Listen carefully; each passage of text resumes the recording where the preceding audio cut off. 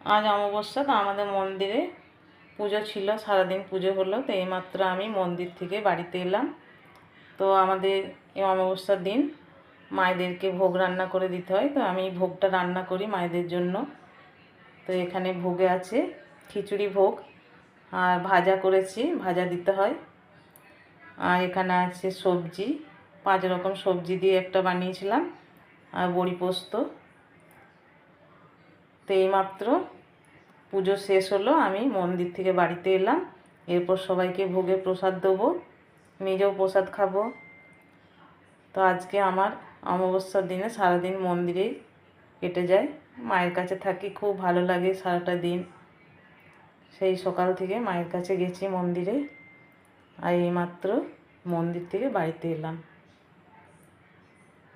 তো সবাই ভালো থাকবেন, সুস্থ থাকবেন। আর একটা নতুন ভিডিও আপনার সাথে দেখা হবে।